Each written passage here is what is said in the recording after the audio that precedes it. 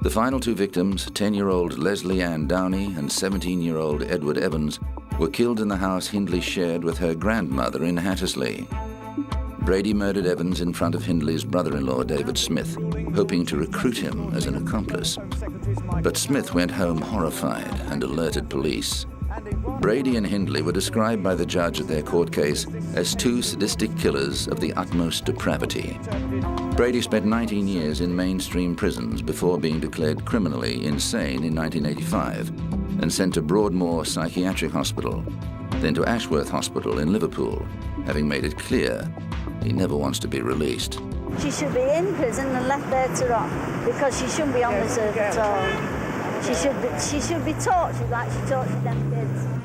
However, Hindley campaigned long and hard to get parole, with high-profile supporters such as prison reformer Lord Longford testifying to her change of character, but it was to no avail. Hindley died of a heart attack in 2002, aged 60, only a few weeks before a landmark ruling that judges, not politicians, could set minimum sentences, a finding that might have led to her release, according to QC Michael Zander. I'm sure that the Lord Chief Justice is right to say that there must be that possibility. Who knows? Something may come up, or a public opinion may change, after all, for some reason. Or this person who's been 20, 30, 40 years in prison is now an old person or is a sick person and can safely be released, and public opinion will stand for them. Other killers told that life means life include Hindley's co-conspirator Ian Brady, Yorkshire Ripper Peter Sutcliffe, sadistic murderer Dennis Nilsson, and House of Horrors killer Rosemary West. For a time, Hindley and West were in the same wing of Durham Prison, which became dubbed the Club of the Damned.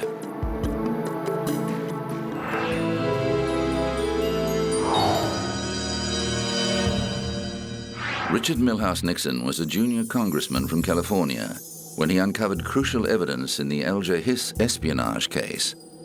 The microfilm documents found buried in a pumpkin patch helped convict Hiss of perjury. But never could Nixon have imagined that he would become a central figure in the biggest political scandal in American history.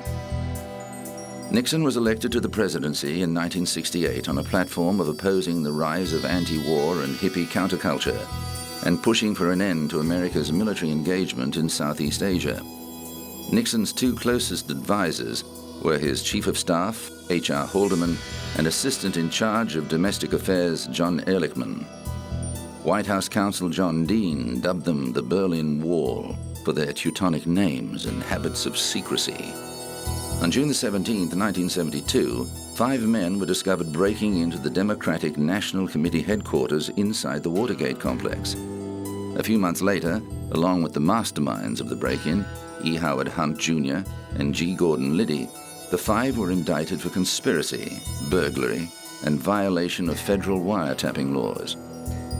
But when one of the men, James W. McCord, wrote to the judge claiming a cover-up of the robbery, the floodgates were opened, and the affair snowballed into a massive political scandal that reached all the way to the White House. It was eventually revealed that President Nixon and his government had been involved in an astonishing array of criminal activities, including campaign fraud, political espionage, and wiretapping of not only their political opponents, but also the press and ordinary citizens. A hidden Mexican slush fund was also discovered, used to pay for these activities, provide money for cover-ups, and buy the silence of anyone arrested. But it all began to unravel. In a Senate investigation, former staff members testified against President Nixon and his team. G. Gordon Liddy served 4.5 years in jail for his part in the conspiracy, before reinventing himself as a radio talkback host, actor, and political strategist, and writing a best-selling book. In 1997, he returned to the Watergate complex to commemorate the 25th anniversary of the break-in, and broadcast his nationally syndicated radio show from the lobby. Baldwin had a transceiver, and we had a transceiver. And Mr. Baldwin spotted the police officers who were, coming down toward the thing, and he was doing what he was supposed to do. He was calling over and saying, okay, there's he asked, he said, are our guys dressed in hippie clothes? And we said, no way our guys are dressed in hippie clothes. They're all dressed like businessmen. And he said, well, there's hippie clothes people coming, and he said, and they got guns. And that's when we're trying to get a hold of these people, but they had turned down the gain on their transceiver, so they couldn't read all these things. And finally, we just heard one little phrase from them. They were whispered, "They've got us." And that's how we knew that, it was all over. As it turned out, it was all over for Nixon's presidency too, although it took another 2 years for the Watergate evidence to mount up. It was revealed largely thanks to Washington Post reporters Bob Woodward and Carl Bernstein, and their infamous anonymous source, W. Mark Felt, codenamed Deep Throat. Nixon continued to deny knowing anything about the Watergate crimes. I had no prior knowledge of the Watergate break-in. I neither took part in nor knew about any of the subsequent cover-up activities. But others testified otherwise, and White House counsel John Dean became the star witness of the Senate Watergate Committee, implicating both former Attorney General John Mitchell and President Nixon in the cover-up. As Dean had no evidence other than his notes, his testimony was not given much weight, until it came to light that Nixon had recorded many of the conversations he'd had during his presidency. The tapes were subpoenaed by the inquiry and contained shattering revelations, including evidence of illicit campaign contributions, secret bombings of Cambodia, and widespread illegal wiretappings and harassment of Nixon's opponents. The fallout led to threats of impeachment, but Nixon forestalled this action by stepping down as president. I shall resign the presidency effective at noon tomorrow. 7 former presidential aides were indicted for their role in the scandal, and 4 of them, including Haldeman and Ehrlichman, were convicted and served jail time. Altogether, 19 conspirators went to prison for Watergate. However, Nixon was not among them. On September the 8th, 1974, President Gerald Ford, who took over from Nixon, controversially granted the former president a full and unconditional pardon for any crimes he may have committed during his presidency.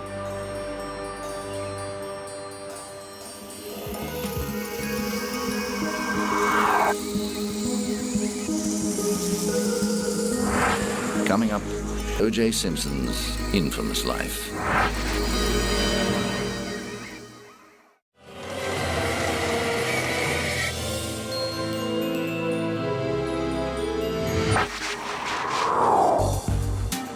.875 South Bundy Drive, Brentwood, Los Angeles.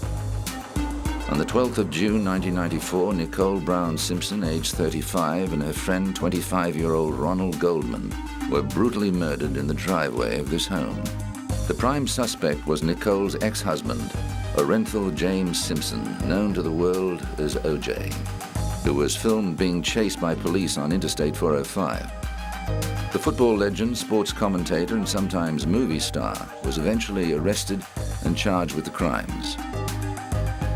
4 days after the case, Simpson appeared in court for his arraignment and pleaded not guilty to the 2 murders. The following trial lasted 9 months and attracted so much global publicity, it was dubbed the trial of the century. The court case made many of the people involved in it familiar figures. Judge Lance Ito found himself the subject of television comedy parodies. Prosecutor Marcia Clark and leading members of the defense team, like Johnny Cochran, also found themselves in the spotlight.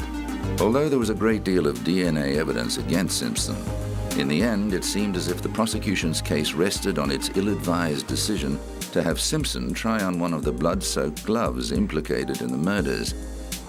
Perhaps it had shrunk due to the blood, or following a freezing and thawing process.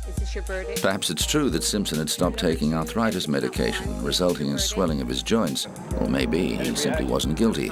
Whatever the reason, the glove clearly did not fit, and the jury took only 3 hours of deliberation before acquitting him on both charges.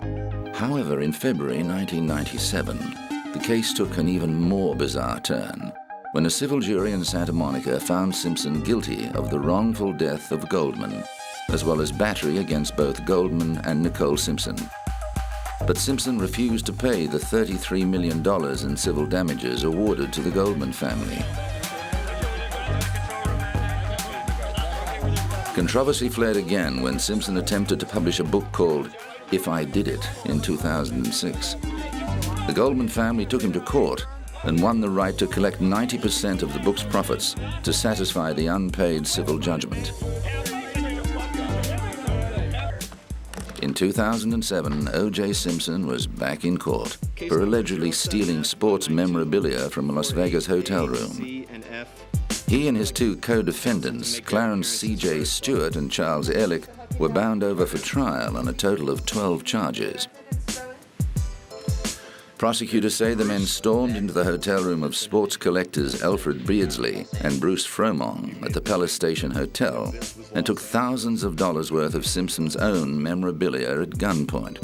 Officials charged him with kidnapping with a deadly weapon, robbery with a deadly weapon, and assault and conspiracy to commit kidnapping, robbery and burglary, among other crimes.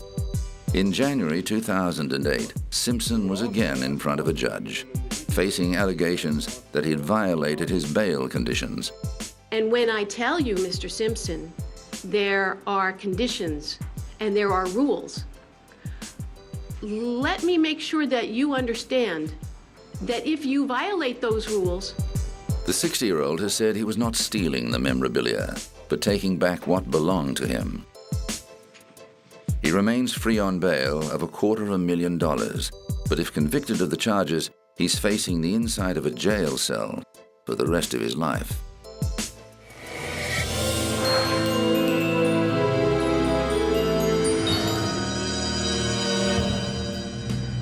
On the 30th of May, 1996, Sarah Thornton walked free after serving 5.5 years of a life sentence for murdering her husband as he lay in an alcoholic stupor. An appeal over her original conviction saw her murder charge overturned in favor of a manslaughter verdict. If the truth had come out 6 years ago, 7 years ago, look how much pain and time and money it would have saved everybody. Sarah Thornton admitted stabbing her husband Malcolm with a kitchen knife as he lay drunk on the sofa at their Warwickshire home in 1989. She said it was her husband's violent behavior towards her that caused her to snap. However, during sentencing, the judge found her responsibility for killing him was diminished, not because of provocation, but because she suffered from a severe abnormality of mind. A jury of 8 men and 4 women deliberated for 6 hours before returning the verdict. At a press conference after her release, sitting next to daughter Louise, Thornton said she believed justice had been served. The 5 years I got? For me? Yeah, I think that's fair. I'm not saying that every woman should be sent to prison, but for me it was fair. I took a life at the end of the day. But Malcolm Thornton's family was disappointed with the result. People get 15, 20 years for armed robbery. 5 years for taking someone's life. It's disgusting. While Sarah's walked free, it's not a total victory because she hasn't proved she was a battered wife. She's proved instead that she's got a severe personality disorder. Although there was much publicity about the use of provocation as a defense in Thornton's case, ultimately, it didn't set a legal precedent. This cannot set a precedent by itself. It is a trial by a judge and a jury at Oxford Crown Court. The precedents are set by higher courts, in the Court of Appeal, for example. Although Thornton celebrated her freedom, she said she was unable to forgive herself for causing her husband's death.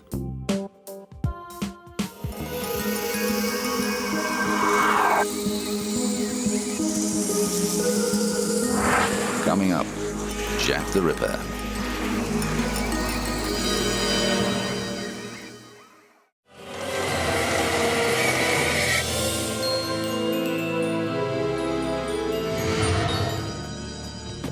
Does the name Bucks Row mean anything to you? How about the name of the person most commonly associated with it, Jack the Ripper?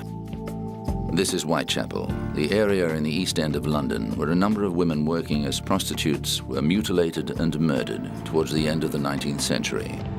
To this day, there remains much debate about not only who Jack the Ripper really was, but which of the women in the Whitechapel murders were actually his victims. Out of the 11 bodies, though, there's a group known as the Canonical Five. These are believed firmly to have been the Ripper's victims. Mary Ann Nichols, nicknamed Polly, was the first of these, killed on the 31st of August 1888, 5 days after her 43rd birthday. Her body was discovered in the early hours of the morning on Bucks Row. Bucks Row, which has since been renamed Durward Street, was a back alley in Whitechapel, a couple of 100 meters away from the London Hospital. Some of the original buildings and brickwork still exist today, including a low brick wall stretching east from the board school. Polly's body was found near the wall's corner. Whitechapel is now home to a niche tourist industry as people come from all over the world to take guided tours around the sites of the murders.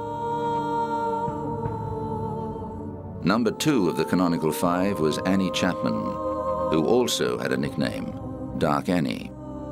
She was found on the 8th of September, dead in a backyard in Spitalsfields with her uterus removed.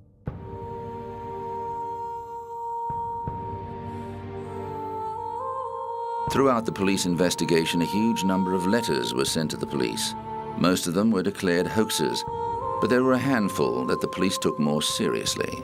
The first of these was the Dear Boss letter received on the 28th of September. It was the first time the serial killer signed himself Jack the Ripper and also referred to clipping a lady's ears off, which rang alarm bells the very next day. The 30th of September 1888 became known as the double event because 2 women were found close together on the same day. Victim number 3 was Elizabeth Stride, also known as Long Liz. The Swedish-born 43-year-old was found in the early hours in Dutfield's yard off Berner Street. Like Bucks Row, Berner Street was also renamed to play down the ghoulish connotations. Catherine Eddowes was a bit different. Her body was found outside Whitechapel in Mitre Square in the City of London. This was the furthest west of all the murders, and the fact that she was found on the same day as Elizabeth Stride has made some ripperologists, as those who study the case are called, claim her body as proof that there wasn't just one ripper, but at least 2 killers at large at the same time. The Royal London Hospital on Whitechapel Road still has some crime scene drawings and plans of the Mitre Street murder. It was Eddowes' corpse that persuaded the police that the Dear Boss letter was probably genuine. As well as missing a uterus and a kidney, she was found with 1 ear severed. The next missive attributed to the killer was the Saucy Jack postcard, which was delivered on the 1st of October and referred to both ear removal and the so-called double event. Journalists already knew those details, however, so the card could still have been a hoax. With such widespread publicity and reporting of the murders, citizens were understandably nervous, and one of them, George Lusk, led the Whitechapel Vigilance Committee to patrol the streets. It was to Lusk that the next letter was addressed. It is widely thought to be the most authentic epistle, largely because it arrived accompanied by a box containing half a human kidney. The writer made a gruesome claim about the other half. "I fried and ate it," the letter said. "It was very nice." The last of the canonical 5 was Mary Jane Kelly, nicknamed Ginger. She was the only one of the 5 found indoors, discovered on the bed of her single-room home at Miller's Court in Spitalfields on November the 9th. Even with contemporary technology, we are still no closer to solving the mystery, and the list of possible suspects seems only to grow as the years go by. The briefest survey will throw up at least 25 names of long-dead possibilities. The mystique behind the murderous mystery has grown over the years, and many people have devoted their lives to researching the case. And at London's police headquarters at Scotland Yard, a museum of crimes from the past contains a number of exhibits on the city's most famous unsolved crime. In 2006, the museum was presented with a book containing a handwritten note made by the investigating officer, naming the man he suspected of being the notorious killer. Over the years, suspects have included Montague John Druitt, a 31-year-old barrister and schoolteacher, and Dr. Francis J. Tumblety, an American quack doctor who was arrested in 1888 for gross indecency. But Chief Inspector Donald Sutherland Swanson believed a Polish man, Aaron Kosminski, was responsible for the murders. The book was handed to the museum by Swanson's great-grandson, Neville. It's by Sir Robert Anderson, who was my great-grandfather's boss at Scotland Yard. And this is one of his many memoirs called The Lighter Side of My Official Life. And he presented a copy to my great-grandfather as they'd worked closely together for many years. And my great-grandfather sat down and read it and made certain pencil annotations in parts where he thought he could add to the picture. And there's certain notations there which name who he thinks the killer was? Yes, at the very end of his penciled notes, he says Kosminski was the suspect. And how convinced are you that he knew that that was the person? I'm convinced because he was in day-to-day, hour-to-hour control of the case. He saw every piece of paper, spoke to every witness, and he was completely convinced that this was the man. The name of Kosminski has been known for nearly 30 years. At the time of the murders, he was watched by police and later placed in a mental asylum. The murders stopped. The book is a welcome addition to the museum. Everything, the genuine items, all down at the National Archives. So we would have no more than anybody else.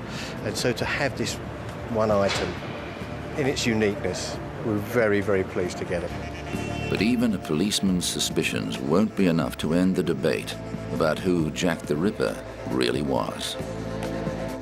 There will always be speculation. There will always be people that have their own theory. You will never stop that.